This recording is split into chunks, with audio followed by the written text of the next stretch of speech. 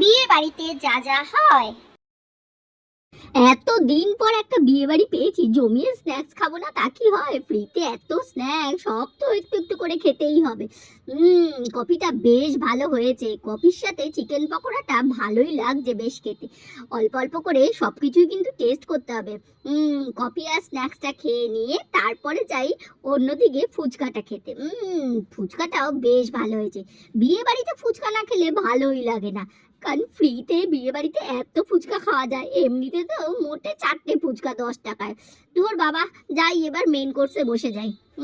Main কোর্সে ভালোই item করেছে, ওরে বাপরে এত কিছু আইটেম, জমিয়ে খাওয়া যাবে। আর সবই আমার পছন্দের তো। আরে ও দাদা, এখানে বসিয়ে রেখে এখনো আসছেন না কেন খাবারটা দিতে? দূর বাবা, কখন আসবে? এত কিছু আইটেম দেখে কি আর বসে থাকা যায় নাকি? পেটের মধ্যে তো একবারে ছুঁচোয় দম দিচ্ছে। ফার্স্টে চিকেন সাটা, চিকেন সাটাটা তো আমার দারুণ লাগে। গরম গরম চিকেন সাটে দুটো তিনটে তো খেয়েই নিতে হবে।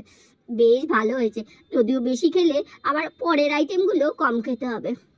বাহ, দারুণ দারুণ। ওরে বাপ রে বাপ, খেতে খেতে তো একদম হাঁপিয়ে গেলাম।